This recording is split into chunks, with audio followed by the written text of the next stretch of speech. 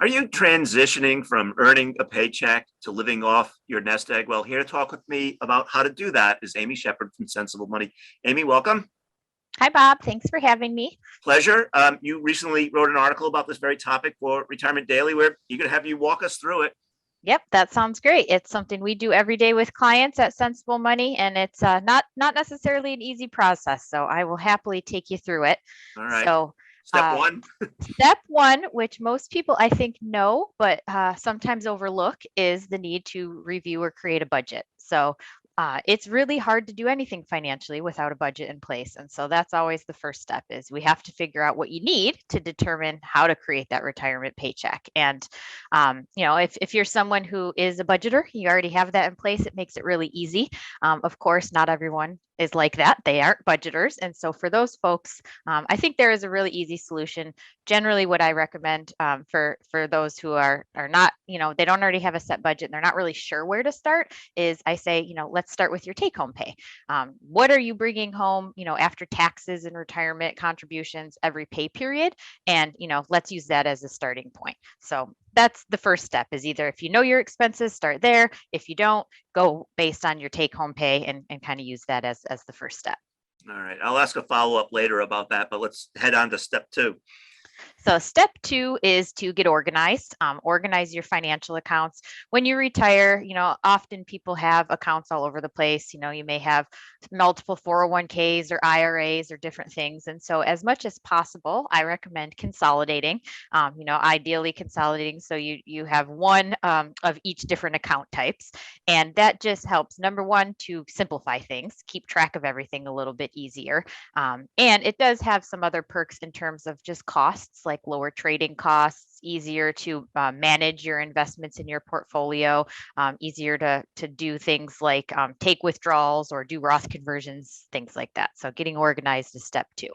All right. So you mentioned all these accounts. How do we figure out which one to draw money from?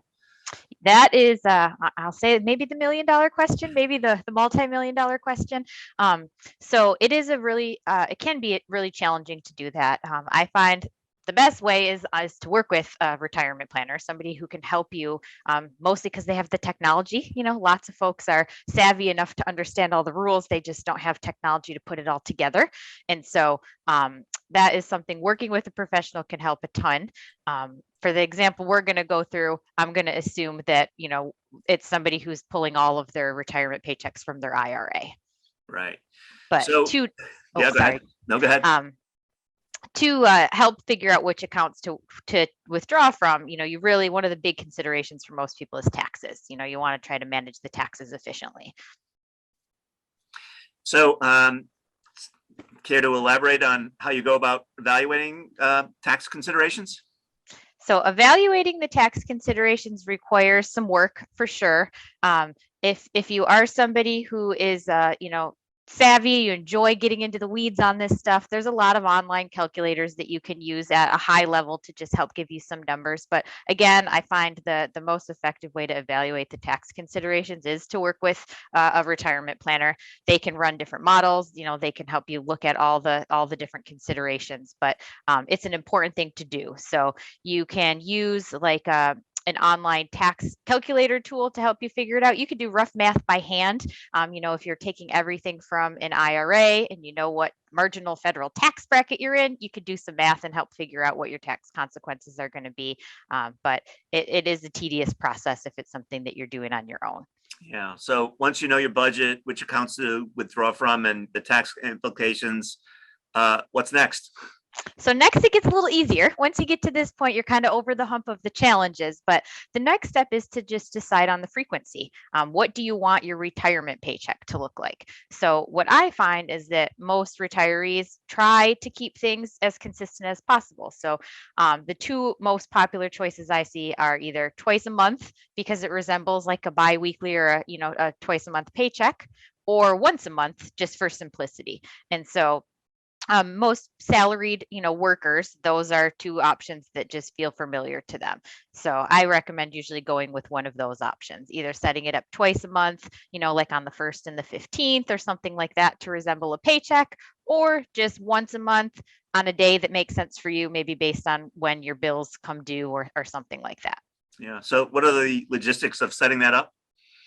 So the logistics go back a bit to that consolidation idea. If you've consolidated all of your accounts, in a perfect world, you have maybe one IRA, one Roth IRA, one brokerage account, and then a checking and a savings account. What you would do is, in this example, if you're pulling from your IRA, you would set up your IRA so that it has a gross monthly withdrawal.